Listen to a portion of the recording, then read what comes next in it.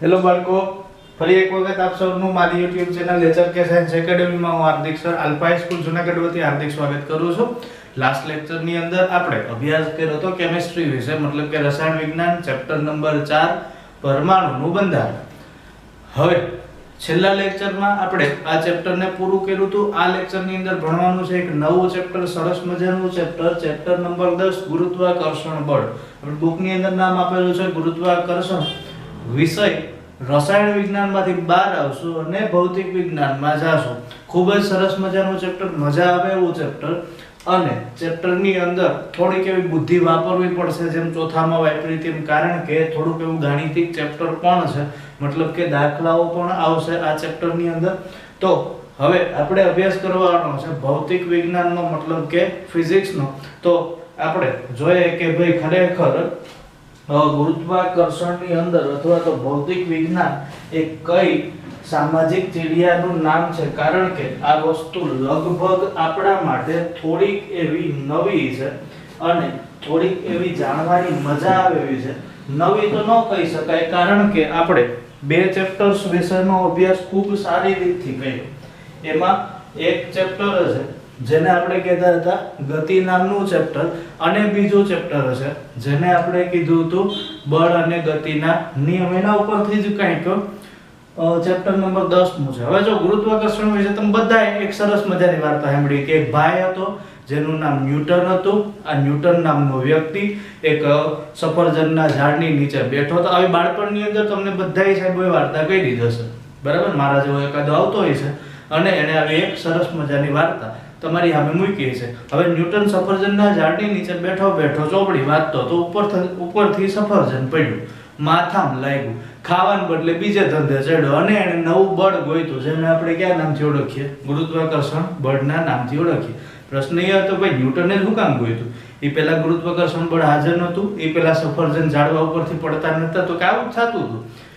કોઈએ માથાકૂટ ન કરી, કારણ કે બધા આપણા જેવા ભૂખલા હતા, પડે ખાઈને હાલતા ખખેરીને ભાગ્યા.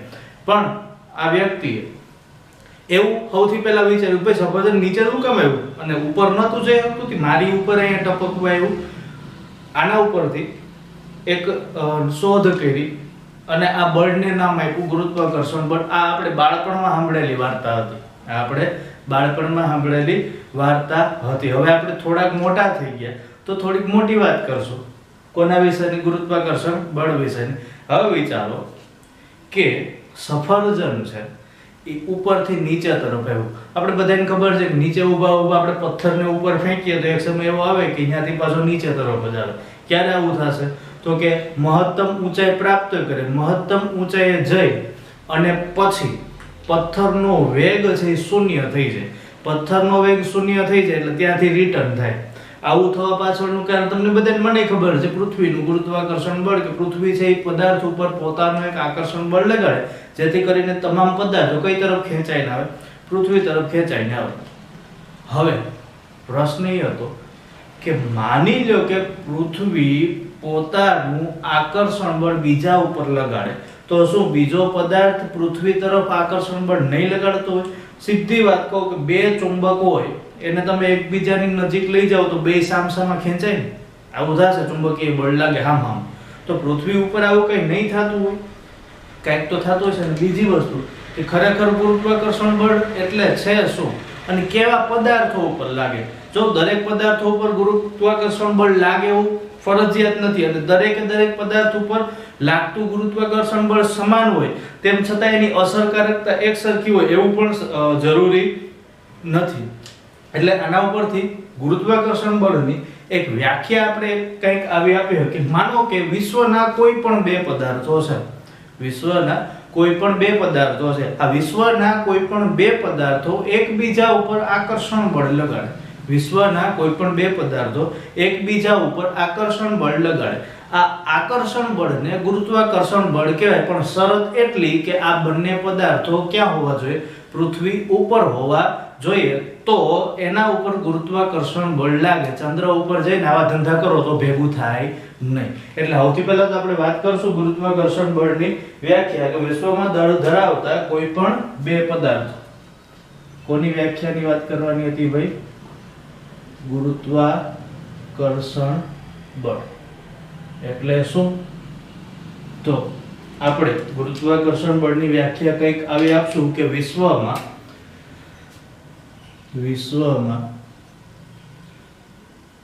દળ ધરાવતા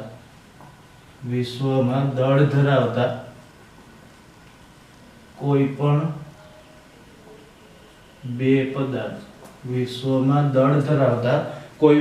બે પદાર્થો એકબીજા પ્રત્યે આકર્ષણ બળ લાગે, અથવા તો કોઈ પણ બે પદાર્થો એકબીજાને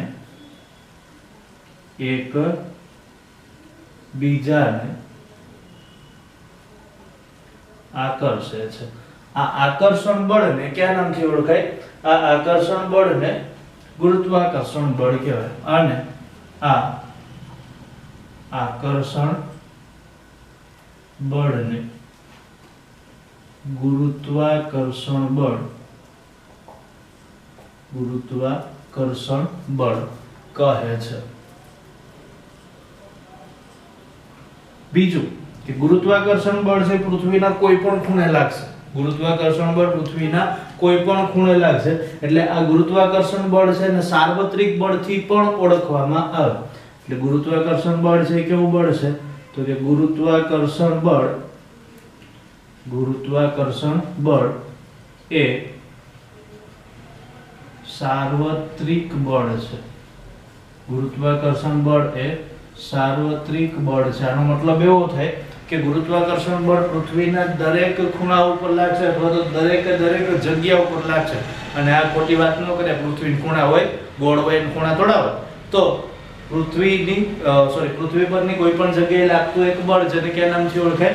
ગુરુત્વાકર્ષણ બળના નામથી ઓળખાય. આપણે બે ઘટનાઓ જોઈએ કે ભાઈ ગુરુત્વાકર્ષણ બળની અસરો અથવા તો ગુરુત્વાકર્ષણ બળના લીધે કેવી ઘટનાઓ જોવા મળે. એક તો પહેલી ઘટના તમને સરસ મજાની કહું તો પૃથ્વી છે, આ પૃથ્વી અવકાશમાં પોતાની ધરી ઉપર ફરે. પૃથ્વી અવકાશમાં પોતાની ધરી પર પરિક્રમણ કરે. કોની ફરતે પરિક્રમણ કરે? તો કે સૂર્યની ફરતે પરિક્રમણ કરે. આ પરિક્રમણ કરતી હોય છતાં પણ આ પોતાની ધરી પર પરિક્રમણ દરમિયાન આપણે પડી જતા નથી. પરિક્રમણ દરમિયાન આપણે પડી જતા નથી. પહેલો નિયમ તો આપણા ઉપર જ લાગુ પડે કે ભાઈ પૃથ્વી છે એના વિશે આપણે એવું સાંભળ્યું છે કે પૃથ્વી છે સતત ને સતત સૂર્યની ફરતે પરિક્રમણ કરે. અને કઈ રીતે પરિક્રમણ કરે? માની લો કે આ સૂર્ય છે, બરાબર છે, અને આ એની ફરતે પૃથ્વીની પરિક્રમણ કરવાની કક્ષા છે, અથવા તો પૃથ્વીની રખડવાની કક્ષા છે, બરાબર છે. હવે પૃથ્વી છે એ કઈ રીતે પરિક્રમણ કરશે? તો કે એક તો આ ગોળાકાર અથવા તો વર્તુળાકાર માર્ગે પરિક્રમણ કરશે. એટલે પરિક્રમણનો આ રસ્તો થયો. આ રસ્તે તો સતત જાય ને જાય, પણ ફેર એટલો હશે કે પૃથ્વી જ્યારે પરિક્રમણ કરશે ને તો સાથે સાથે આમ પણ ફરતી જાય. જો આવી રીતે આમ ગોળાકાર, એટલે હાવ સીધી આટો જ નથી મારી લીધી, પોતે અહીંયાથી પણ સ્પિન થાય છે. તેમ છતાંય આપણે ક્યારે એવું અનુભવ્યું કે પૃથ્વી ફેરીને આપણે ભપ થઈ ગયા? એવું ક્યારે જોવા મળતું નથી. એની પાછળનું એકમાત્ર કારણ, અને કયું કારણ છે? ગુરુત્વાકર્ષણ બળ. બીજું લાગુ પડે પૃથ્વીનો જ ઉપગ્રહ જેને કહેવામાં આવે ચંદ્ર. ચંદ્ર છે, આ ચંદ્ર પૃથ્વીની આસપાસ પરિક્રમણ કરે. ચંદ્ર પૃથ્વીની આસપાસ પરિક્રમણ કરે. તો પરિક્રમણ દરમિયાન ચંદ્ર ઉપરથી કોઈ દી ગ્લાસ નીચે પડ્યો એવું તમે સાંભળ્યું? પાણીનો ગ્લાસ હેઠો પડી ગયો નહીં જોવા મળે, કારણ કે ચંદ્ર ઉપર પાણીનો ગ્લાસ નથી ભાઈ. પણ પરિક્રમણ કરે છે. મારો કહેવાનો મતલબ કાંઈક એવો હશે કે ચંદ્ર છે પૃથ્વીની આસપાસ પરિક્રમણ કરે, તેમ છતાંય ક્યારે એવું નથી બન્યું કે ચંદ્રએ પોતાનો રસ્તો બદલી નાખ્યો. એકની એક કક્ષા ઉપર વર્ષોથી પરિક્રમણ કરે, લાખો વર્ષોથી. તેમ છતાંય ચંદ્રના પરિક્રમણ માર્ગની અંદર કોઈ ફેરફાર જોવા મળ્યો નથી. એટલે ચંદ્ર છે પૃથ્વીની આસપાસ પરિક્રમણ દરમિયાન એના વર્તુળાકાર માર્ગની અંદર અથવા તો પરિક્રમણ માર્ગની અંદર કોઈ ફેરફાર જોવા મળતો નથી. અને ત્રીજી એક ઘટના તમને કહું તો પૃથ્વી અને બીજા ગ્રહો. ત્રીજી એક ઘટના છે, ટૂંકમાં એવું કહી શકાય કે બ્રહ્માંડની અંદર આવતા તમામ ગ્રહો કે ઉપગ્રહો કે લઘુગ્રહો કે જે કાંઈ કહેવાય કે જે ચકેડા ફરે છે, આ બધાય કોની ફરતે પરિક્રમણ કરે? સૂર્યની ફરતે. એટલે પૃથ્વી અને બીજા બધા ગ્રહો છે એ સૂર્યની ફરતે પરિક્રમણ કરે છે, સૂર્યની ફરતે પરિક્રમણ કરે. કહેવાનો મતલબ એવો છે કે આ પરિક્રમણ દરમિયાન પોતે ક્યારે રસ્તો બદલતા નથી. એની પાછળનું એકમાત્ર કારણ ગુરુત્વાકર્ષણ બળ. અને ચોથી ઘટના કે જેના લીધે આપણે આ આખો ચેપ્ટરની માથાકૂટ છે, ઝાડ પરથી સફરજન તૂટે અને ક્યાં આવશે તો કે પૃથ્વીની સપાટી પર પડે છે. સફરજન તૂટે અને પૃથ્વીની સપાટી ઉપર પડે. આવી તો ઘણી બધી ઘટનાઓ છે. આપણે ચારેક ઘટનાઓ કે જેનાથી પરિચિત છે. આ ચારે ચાર ઘટનાઓ એવી છે કે જેની અંદર ગુરુત્વાકર્ષણ બળનો ઉપયોગ થાય છે અને પદાર્થો પોતાની સ્થિતિ જાળવી રાખે, અથવા તો આ ચારે ચાર ઘટનાઓ એવી છે કે જેમાં ગુરુત્વાકર્ષણ બળ સૌથી અગત્યનો ભાગ ભજવે પદાર્થને પોતાની સ્થિતિ જાળવી રાખવામાં. પહેલી ઘટના કે જેની અંદર ગુરુત્વાકર્ષણ બળ છે એના લીધે પૃથ્વી છે પોતાની ધરી ઉપર સતત પરિક્રમણ કરે. બીજી ઘટના જેમાં ચંદ્ર છે પૃથ્વીની આસપાસ પરિક્રમણ કરે. આ પરિક્રમણ માર્ગની અંદર ક્યારેય ફેરફાર જોવા મળતો નથી. ત્રીજી ઘટના પૃથ્વીને બધે ગ્રહો, આ બે એકની એક જ વાત થાય. ચોથી ઘટના છે ઝાડ ઉપરથી સફરજન પૃથ્વીની સપાટી ઉપર પડે, ક્યારેય ઉપર ધક્કો લાગતો નથી. તો આ ચારે ચાર ઘટનાઓ કે જેને આપણે ગુરુત્વાકર્ષણ આધારિત ઘટનાઓ કહીએ. હવે આપણે જોવાનું છે કે ખરેખર ગુરુત્વાકર્ષણ એ કઈ માથાકૂટ છે. ગુરુત્વાકર્ષણ અથવા તો આનું બીજું અંગ્રેજી ભાષામાં નામ કેવું હોય તો આ છે ગ્રેવિટેશન. ગુરુત્વાકર્ષણને અંગ્રેજીમાં કયા નામથી ઓળખાય? ગ્રેવિટેશનના નામથી. હવે જો માની લો કે આપણી પહેલી માથાકૂટ હતી સફરજન.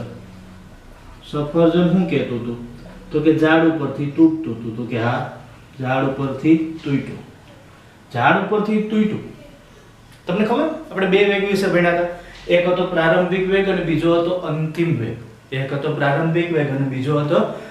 વેગ. મોટાભાગના કિસ્સાની અંદર આપણે પ્રારંભિક વેગનું મૂલ્ય શૂન્ય લેતા હતા, કારણ કે જ્યારે આપણે પદાર્થને ધક્કો મારીએ ત્યારે પદાર્થનું પ્રારંભિક વેગ 0 હોય. પણ જ્યારે ઝાડ ઉપરથી સફરજન તૂટે તો પ્રારંભિક વેગનું મૂલ્ય શૂન્ય હોઈ શકે નહીં. મતલબ કે અહીંયા પ્રારંભિક વેગ શૂન્ય નહીં હોય. પ્રારંભિક વેગની સંજ્ઞા હતી u. અહીંયા પ્રારંભિક વેગ ક્યારે શૂન્ય હશે નહીં. કાંઈક તો વેગ પ્રાપ્ત કરે તો જ તૂટ્યું હોય ને, વેગ પ્રાપ્ત કરે તો જ. એટલે અહીંયા પ્રારંભિક વેગનું મૂલ્ય શૂન્ય હશે નહીં. પ્રારંભિક વેગનું મૂલ્ય કેવું હશે? શૂન્ય. પ્રારંભિક વેગનું મૂલ્ય કેવું હશે? શૂન્ય. શા માટે શૂન્ય? તો કે જ્યારે સફરજન ઝાડ ઉપર હતું ત્યારે એના વેગનું મૂલ્ય શૂન્ય હતું. કોઈ બળ લાગ્યું એટલે વેગમાં આવ્યું. આઈ એમ રિયલી વેરી સોરી. તો પ્રારંભિક વેગનું મૂલ્ય કેવું જોવા મળશે? શૂન્ય હશે. પણ શું થાય તો કે એના ઉપર માત્ર એક બળ લાગે. અને આ બળ એટલે કયું બળ? તો કે પૃથ્વીનું ગુરુત્વાકર્ષણ બળ. કયું બળ લાગશે? પૃથ્વીનું ગુરુત્વાકર્ષણ બળ. આના ઉપર બીજો કોઈ બળ લાગતું નથી. પૃથ્વીના ગુરુત્વાકર્ષણ બળને લીધે આ સફરજન છે એ કેવા રસ્તે ગતિ કરે? તો કે ગુરુત્વાકર્ષણ બળના લીધે આ સફરજન સુરેખ પથ ઉપર ગતિ કરે. મતલબ કે સીધા રસ્તા ઉપર ગતિ કરશે. ઉદાહરણ તરીકે માનો કે આવું ઝાડવું છે અને અહીંયાથી સફરજન પૃથ્વી ઉપર આવે તો સીધું જ આવે ને, કે અહીંથી આમ જાય પછી આમ આટા મારે. આવું ક્યારેય જોવા મળશે નહીં. સીધું જ ક્યાં આવશે?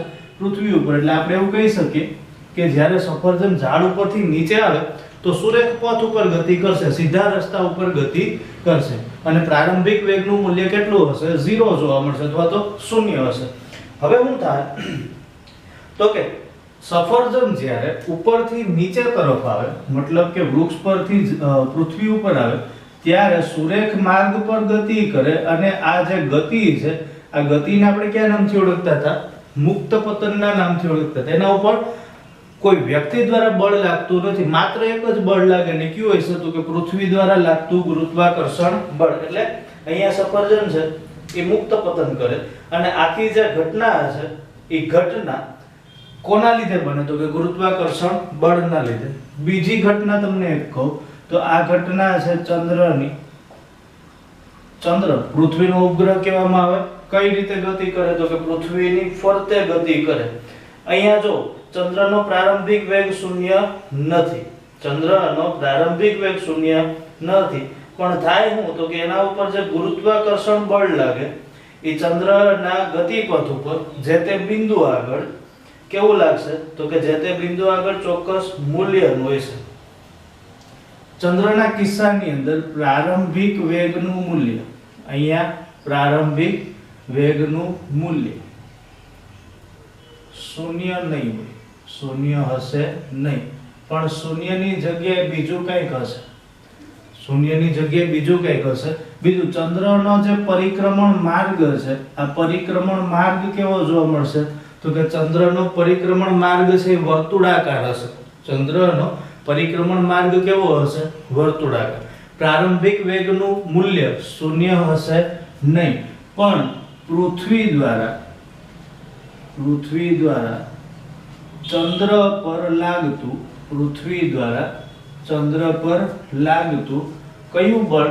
તો કે ગુરુત્વાકર્ષણ બળ. ગુરુત્વાકર્ષણ બળ કઈ રીતે લાગે? તો કે પૃથ્વી દ્વારા ચંદ્ર પર લાગતું ગુરુત્વાકર્ષણ બળ જે તે બિંદુ આગળ ચંદ્રના વેગને લંબ રૂપે લાગશે. જે તે બિંદુ આગળ વેગને લંબ રૂપે લાગશે. મને ખબર છે તમને કોઈને કઈ ભાન પડી નથી, પણ સાહેબ તમને કહે કે કઈ રીતે લંબ રૂપે. સૌથી પહેલા તો સમજી લે, એક તો ચંદ્ર ગતિમાન અવસ્થામાં હોય, પૃથ્વીની ફરતે પરિક્રમણ કરે, એટલા માટે આપણે એવું કહી શકીએ કે એના પ્રારંભિક વેગનું મૂલ્ય શૂન્ય હોઈ શકે નહીં. બીજું છે ચંદ્ર છે પૃથ્વીની ફરતે વર્તુળાકાર માર્ગે ગતિ કરે, સામાન્ય રીતે આપણે આવી જ વાત કરીએ. ત્રીજું છે કે પૃથ્વી દ્વારા ચંદ્ર પર લાગતું ગુરુત્વાકર્ષણ બળ જે તે બિંદુ આગળ વેગને કેવો હશે? લંબ રૂપે હશે. માની લ્યો કે આ પૃથ્વી છે. આ શું છે? પૃથ્વી. હવે પૃથ્વીની ફરતે ચંદ્ર છે એ વર્તુળાકાર માર્ગે ગતિ કરે છે. એટલે માનો કે આ જે માર્ગ છે, આમ તો વર્તુળાકાર કહીએ ને સમજવામાં થોડીક સરળતા રહેશે. હું એક વર્તુળ જ બનાવું. આ વર્તુળાકાર માર્ગને આપણે ચંદ્રનો પરિક્રમણનો માર્ગ કહીએ અથવા તો પરિક્રમણની કક્ષા કહીએ. હવે આ લીલા કલરનો ચાંદો માનો કે અહીંયા છે, બરાબર? આ પૃથ્વીની પરિક્રમણ કક્ષા, ચંદ્રની પરિક્રમણ કક્ષા. આવી રીતે ચંદ્ર હશે પૃથ્વીની ફરતે ચકેડા ભરશે. હવે આપણે શું કીધું કે પૃથ્વી દ્વારા ચંદ્ર પર લાગતું ગુરુત્વાકર્ષણ બળ જે તે બિંદુ આગળ વેગને લંબ રૂપે હશે. અહીંયા ચંદ્ર હશે તો હું આ બિંદુને અહીંયા એક ટપકું કરું છું. માનો કે ચંદ્ર અહીંયા છે, બરાબર?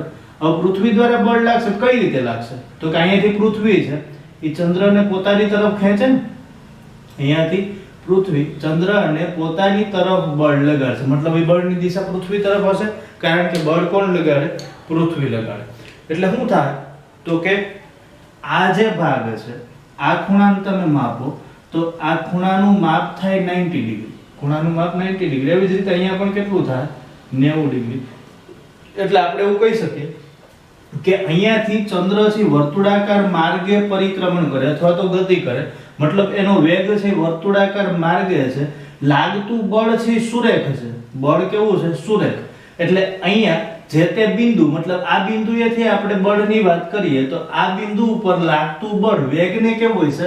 લંબ રૂપે છે. હવે કદાચ બધાને ભાન પડી ગઈ છે. લાગતું બળ કેવું હોય છે? વેગને લંબ રૂપે. વેગ વર્તુળાકાર માર્ગે છે, લાગતું બળ પૃથ્વી તરફ છે, સુરેખ લાગે.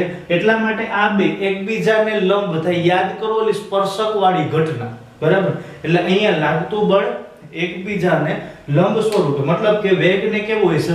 લંબ સ્વરૂપે હશે. વેગને લંબ સ્વરૂપે હોય. એટલે આપણે એવું પણ કહી શકીએ કે પૃથ્વી તરફ ચંદ્ર પૃથ્વીની આસપાસ કક્ષીય ગતિ કરે. ચંદ્ર છે એ પૃથ્વીની આસપાસ કેવી ગતિ કરે? ચંદ્ર પૃથ્વીની આસપાસ કક્ષીય ગતિ કરે. કક્ષીય ગતિનો મતલબ થાય એક ચોક્કસ કક્ષામાં રહીને ગતિ કરવું અને ચંદ્રની પરિક્રમણ કક્ષા છે એ ફિક્સ છે એટલે આપણે એવું કહી શકીએ કે કક્ષીય ગતિ કરે છે અને આની પાછળનું કારણ કયું તો કે એની પાછળનું કારણ એકને માત્ર એક અને ઈ કારણ છે પૃથ્વી દ્વારા ચંદ્ર પર લાગતું ગુરુત્વાકર્ષણ બળ એટલા માટે જે ચંદ્ર છે એ પૃથ્વીની ફરતે કેવી ગતિ કરે કક્ષીય ગતિ કરે અને અહીંયા જે બળ લાગે આ બળને કહેવામાં આવે પૃથ્વી દ્વારા ચંદ્ર તરફ લાગતું બળ આ બળને કહેવામાં આવે કેન્દ્રગામી બળ આ બળને કયા નામથી ઓળખાય કેન્દ્રગામી બળ અને કેન્દ્રગામી બળનો મતલબ શું તો કે કેન્દ્ર તરફ લાગતું બળ કેન્દ્રગામી બળનો મતલબ થાય કેન્દ્ર તરફ લાગતું બળ પૃથ્વી દ્વારા જે બળ લાગે એને કેન્દ્રગામી બળ કહેવાય કયું બળ કહેવામાં આવે કેન્દ્રગામી બળ વધુ ચર્ચા હવે પછીના લેક્ચરની અંદર કરશું ત્યાં સુધી આપણે ચેનલને લાઈક કરો શેર કરો અને સબસ્ક્રાઇબ કરો થેન્ક યુ વેરી મચ